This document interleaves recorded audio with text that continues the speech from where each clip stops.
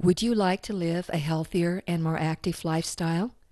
The Cupertino Senior Center offers a wide variety of sports activities suited to meet the needs of our 50 and better community.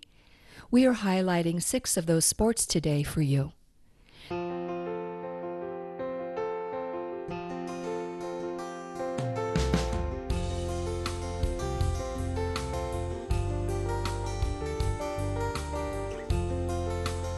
This is Deborah Leffler. Welcome to The Better Part, a program that encompasses a diverse spectrum of topics important to our community to inform, educate, and entertain you. Our program today is called 50 Plus Sports. Our in-studio host is Justin Cecil, Recreation Coordinator for the Cupertino Senior Center. Let's join him and his guests in the studio now. Hello, I'm Justin Cecil, a certified Parks and Recreation professional at the Cupertino Senior Center. The Senior Center is a focal point for those who are 50 plus in the Cupertino community. We host a variety of activities, classes, socials, services, trips, and volunteer opportunities. Today, I'm going to talk to you about some popular sports activities we host that are going to help you engage, make new connections, and maintain a happy and healthy lifestyle. My first guest today is an active volunteer and avid bocce player. Hello, Pat. Hi, Justin. What is bocce? What is bocce? Bocce is a ball sport, an ancient ball sport. It's played on a long ice court that sort of resembles a bowling alley with sides. And we play it outdoors from the Senior Center, and the court is covered in crushed oyster shells. Now, there are other kinds of bocce courts around the area, around the world, and they have a variety of surfaces, but the one that we play on is the oyster shells. The way the game is played is you have a small ball called a polino that you roll out onto the court, and then you have a larger ball that you roll out to try and get as close as you can to the polino, and it's okay to touch the polino.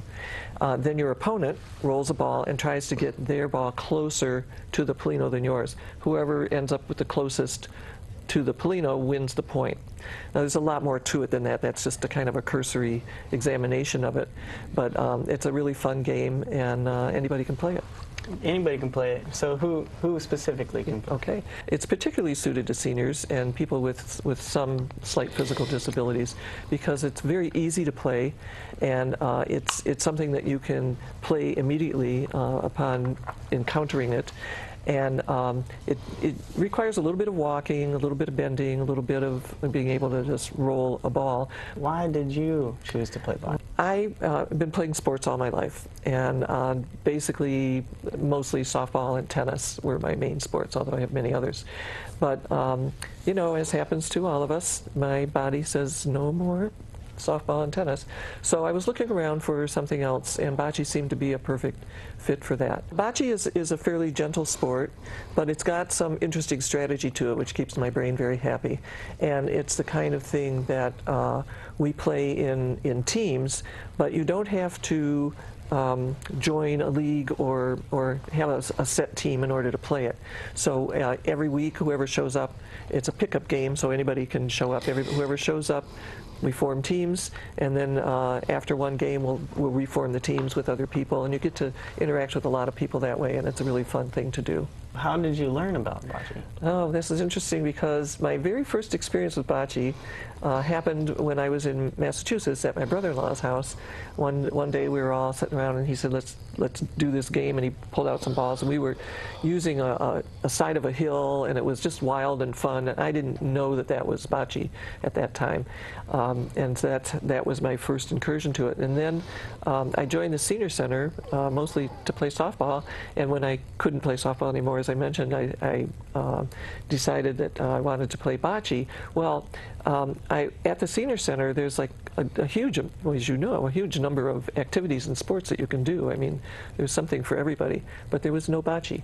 So this other softball player, Paul, and myself approached you and said, we'd like to have a bocce league.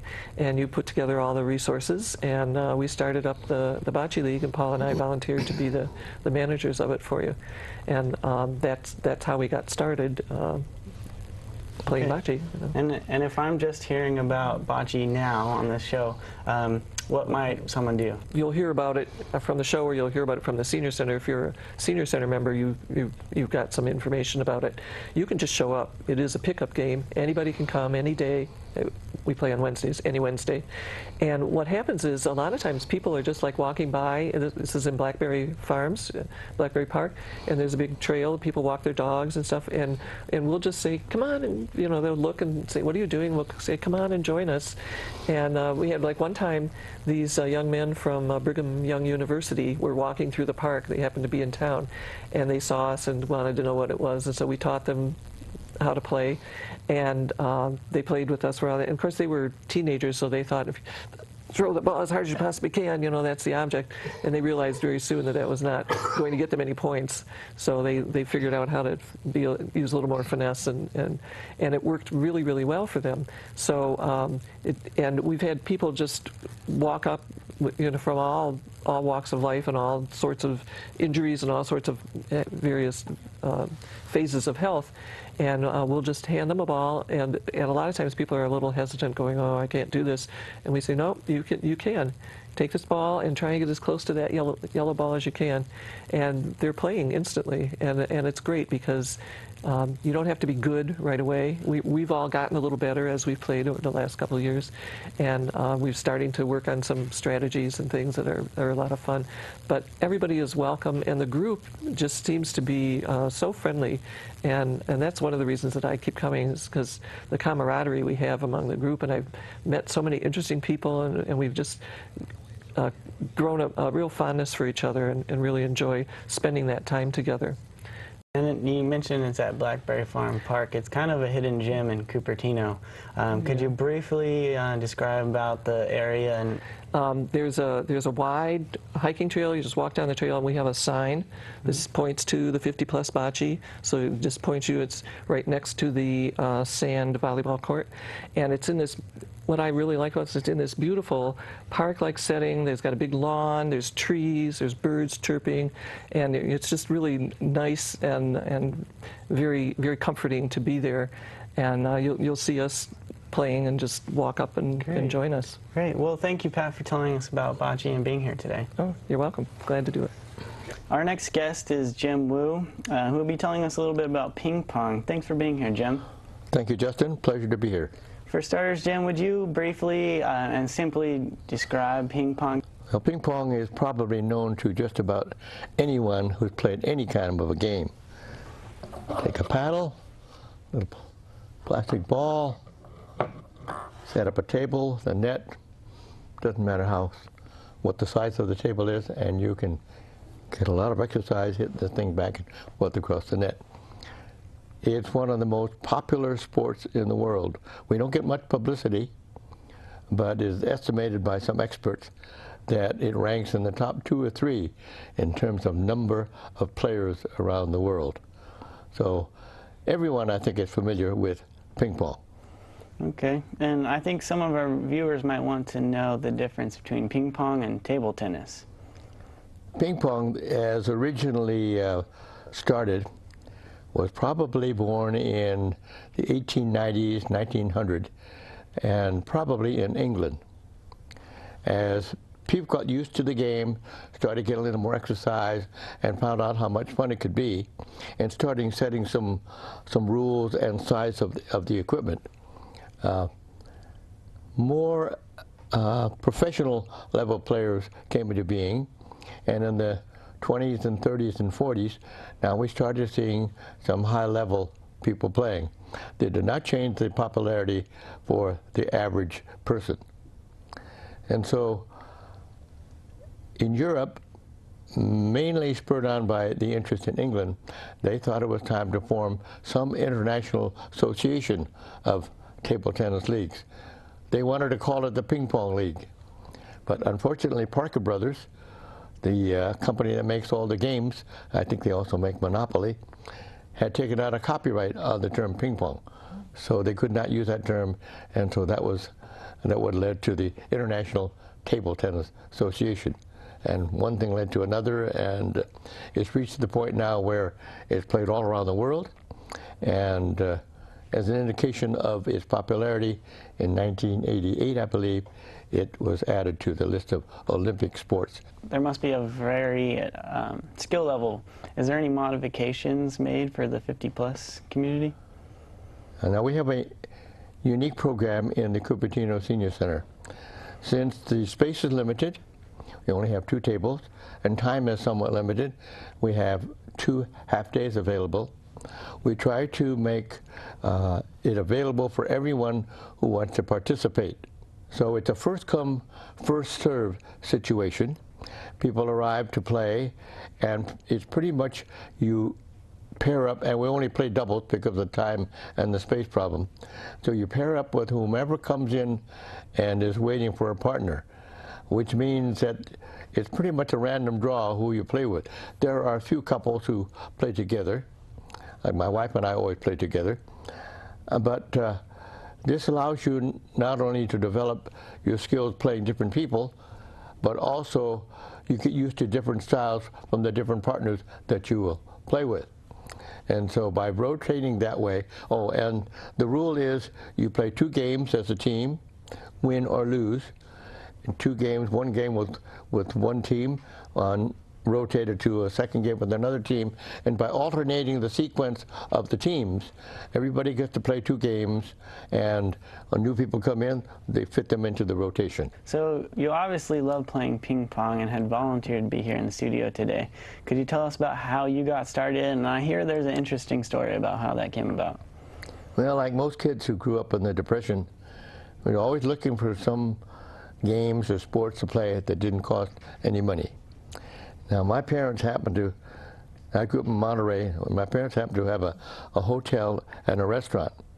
And things were sort of tough then in the 30s, and we did not always need all the facilities of the restaurant. We had a big banquet room in the back, and when that was not used anymore, I put together 3 or 4 banquet tables, found a few cigar boxes, put them across the middle of the table.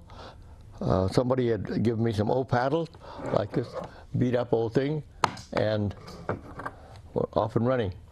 And so through my school years, college time, always ping pong in the school facilities. When the Army sent me to Korea, fortunately for us, the war was over. We had a lot of time.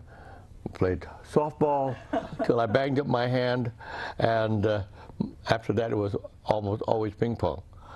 When I went to work, the big company I worked for, always a ping pong table in the back corner of the shop. And so we'll always have a few guys play there during their lunch hour. Then when I retired, my wife joined the Senior Center for some classes. Then she and a few other people organized a ping pong program. And she started there playing ping pong. She knew I liked to play games, so she said, "You come on down and join the group." If I'm new, and for our viewers watching today, how might they start? Now, if you're playing, say, at Senior Center, where we are, you need to be able to play a little bit because there isn't time for people just to socially play. We do play games because we like to have a little competition. But if you're just beginning to learn the game, almost everyone has a friend or knows someone who has a table in the garage or the backyard. You can play that way. Many homeowners associations have a recreation room. They have a table where people can play. Some of the larger community centers and senior centers have ping pong facilities are not organized such as we do at Cupertino. And they're just there for anybody to sign up and play. Since all these senior centers and community centers have ping pong, could you maybe mention some of the health benefits that might come about? This is a sport that anybody can play at any age. We have some people there well past their 60s and 70s who didn't start the game until they found out it was available at the Senior Center. So you can take lessons. The Cupertino Sports Center has classes. You can get individual coaching. Or as I said, you can find other facilities where maybe you and a friend can go and reserve a table. And that way you can pick up some tips from more experienced players. It seems to me that you seem very wise on the subject of ping pong and table tennis. So thank you for sharing your knowledge with us and being here today. Thank you. Pleasure to be here. The third sport we're going to talk about today is 50-plus softball at the Cupertino Senior Center. Today in studio with me I have Judy Eckert, who regularly plays softball and has volunteered to be here with us today. Hi, Judy. Hi, Justin. Judy, I see you are wearing the Cupertino Geezer shirt. Can you tell us about how that came about? Yes, we recently reordered our shirts. The Senior Center is located adjacent to Cupertino Memorial Park. Memorial Park, on the back end of it, is where we play softball. It has a beautiful softball field. And Memorial Park, for years, had a big water area where there was shallow water wading ponds. For the geese were attracted to these ponds. Therefore, often we would go out on the fields and we would have geese on our fields, or in the middle of a game, you would have geese wandering through the fields. Therefore, the double meaning of old geezers, which we all are, and the geese on the field, they ended up with the Cupertino Geezers. All right. Well, softball and 50-plus softball, could you tell us the differences? And maybe similarities too. Sure. The basic rules for 50-plus or for softball are the same. However, all of the rules have been amended for safety. They specialize in safety all the way. An example would be you can't slide into bases. You can overrun any base when you're running, and you run as hard as you can. You don't have to worry about stopping exactly on that base. You can overrun it as long as you don't turn toward the next base. Also, if you're playing, like if I'm the second baseman, which I generally am, when someone runs to second, you avoid a collision at all costs. You take care of yourself and you take care of the other person. You can touch your base to catch the ball. However, the runner can run next to you and not touch that base and be safe. There are various other smaller things that change. Women typically are not as strong and can't hit as hard as men. Therefore, they use a smaller ball for the women, and that will make it be competitive all the way through. A few rules like that. So you mentioned the different size balls. Is that like a difference between softball and baseball? In fact, I checked a little bit on the true differences between baseball and softball because I wasn't sure of all of them. And the biggest things that I found are baseball pitchers pitch off of a mound. Softball pitchers all pitch off of a level field. Softball fields are a little smaller. Therefore, there's a little less distance to run, thank heavens, to all the bases. The pitching distance is a little shorter. Softball is pitch underhand, and you can pitch underhand fast pitch, which is pretty fast because I have watched and I know what it's like. Or you can do a slow pitch, which has an arch to it, and we play like that.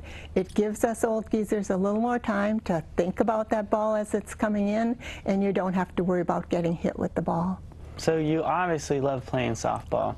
Can you share us how you got interested and maybe how you started? I truly enjoy softball. I have played since I was a kid. I was born in a rural area in the Midwest, and almost everybody played ball. There were 40 acres between farms, and there were houses scattered between there. Therefore, everybody, you had to collect as many kids as you could in order to make a team. So we all got to play. Boys, girls, young and old, we all played on the same team. Since then, I watched my granddaughter play recently. She played all the way through high school, and really enjoyed watching her. About 6 years ago, I think it was, I was reading through one of the little local newspapers, and here's this article on this group of older people, only older people who could play ball. So I clipped that article out. So how did you end up becoming a Cupertino Geezer? I was cleaning a drawer, actually, came across this article 2 years after I clipped it out. I didn't have the nerve until then to actually find out what this involved. I wasn't sure, for one thing, whether it was co-ed or not. The little photo they had, everybody had on shirts and hats, and it was difficult to tell if it was men and women or if it was just men. I also was really concerned about how good these people were. Were they out there really to play, and was I going to get in the way? Would I have a good time or not? So I thought I should check it. You came to the Senior Center, and can you share with us what you found out? When I came to the Senior Center, I'll tell you, I was pleasantly surprised. First of all, the people at the center, the women there, and I ended up talking to Justin almost by accident, encouraged me to go and at least look at it, try it, whatever. They said it's a good group. Men and women can play. At the time, there was one woman who I believe was Pat on the team, and everyone was welcome. What is one part of playing the game each week that you enjoy the most?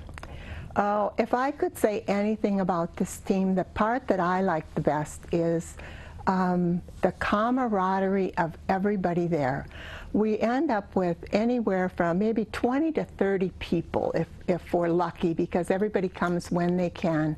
We all get together on the field. First hour, everybody practices. We all play catch. We take a turn at bat. We rotate in the field. We do some stretching and some running and some various things like that. It is a time for everybody to get some exercise. We don't have set teams. Have you noticed any improvements based on that exercise? Absolutely. Physically, I can tell you that when I got there, I didn't realize that you could forget to run. When I started trying to run base, I could hardly run base. I would run bases the best of my ability. I still am not fast, but I do get through it. Between running bases, swinging the bat as hard as I could, playing catch, the next day I would be so sore I could hardly move. As time went on, this got better and better, and now I will tell you, I can't tell one day to the next whether I have played softball or not. Emotionally, I'll tell you, I typically am a multitasking person. I do two things at once all the time, all the time, all the time. However, I started to notice when I got in the softball field, for that moment, I'm in the outdoors, I'm with a great group of people. We're there to have fun together. We play as hard as we can for that period of time. I come out of there exhausted. I have thought of nothing but softball for that period of time. However, I'm rejuvenated, ready to go on to the next thing I want to do. So for me, it's really an energy boost. Well, softball sounds like a great experience for you, and really all of our sports are kind of like that for us. So thank you for being here with us and sharing your experience. Thanks, Justin. I'm honored to have represented the Geezers. I'm sure anybody on the team would have said the same thing I did. For the remainder of our program, we invite you to take a brief look at 3 sports programs at the Cupertino Senior Center that help you stay involved and maintain a happy and healthy lifestyle. Golf, as you probably know, is a popular sport among the 50 and better community. The reasons for its popularity are many. Some love the leisure walking and exercise in nature. Some appreciate the peace of being out on the green and enjoying the morning fresh air. Some like the idea of playing at their own pace or joining and playing along with a group of friends. The skills, the strategy, and the fun competition are rewarding. Our golf members meet at Blackberry Farm Golf Course just down the street from the Cupertino Senior Center on Monday mornings. Many members love to arrive early before teeing off, just to chat and socialize before they start playing. If you are thinking about playing golf, this is a welcoming and fun group.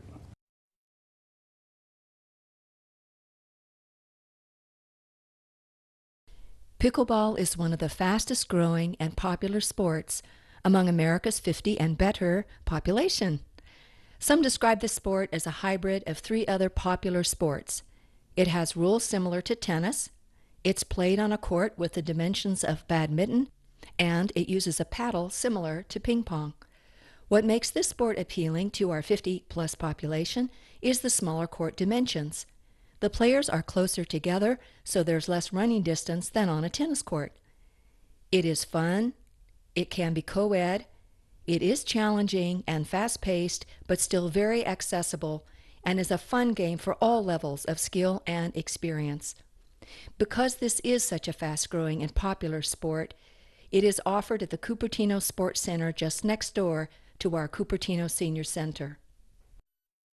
Almost everyone is familiar with the game of tennis. Perhaps you have played it at one time or another. What makes it especially nice for Cupertino Senior Center players is a few modified rules for 50 plus and the welcoming atmosphere for all levels of players. Here you will have fun and get vigorous exercise. There is some friendly competition as well as many skilled players who patiently work with the new players. It is a wonderful mini community that has grown considerably within the last few years. The group meets at Memorial Park Courts next door to the Senior Center. If you are looking to play tennis again or try it for the first time, this is a great way to begin. We hope our program has inspired and motivated you to consider joining in one or more of the sports activities we have shown you. Please contact the Cupertino Senior Center or your local senior center about sports activities available in your area. You can also watch our programs on Roku and YouTube. Thank you for being with us.